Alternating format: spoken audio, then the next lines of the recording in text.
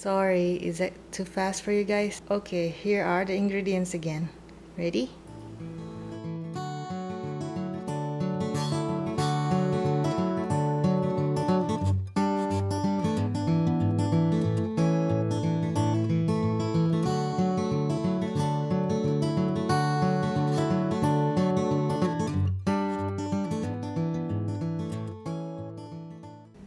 Preheat the oven to 350 degrees.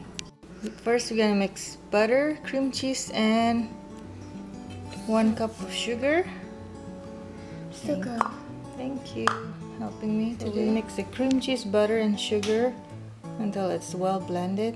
So if you use the electric mixer, just put it on high speed until it's all mixed, well blended. Now we're gonna mix the 2 eggs with the 2 teaspoons of vanilla extract. Go ahead, Chase. 1, add 1 more, and 2. Good job.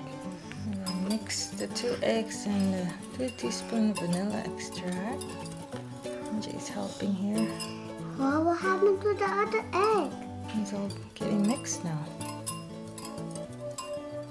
Okay. So we mix the eggs and vanilla until smooth. Now we're gonna mix the flour and the salt.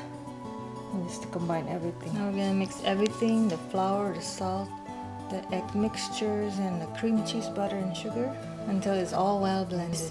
Now we're putting the chocolate chip on top of the dough and we're gonna mix it again on the 12-ounce semi-sweet chocolate. Once it's all mixed together, you're gonna drop the dough onto the ungreased baking sheets and gonna space it about 1 inch apart. So we just separate it 1 inch apart and now it's ready to bake.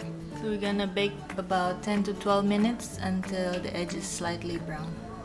Look, it's baking. Yes, your cookie. Cream cheese chocolate chip cookie.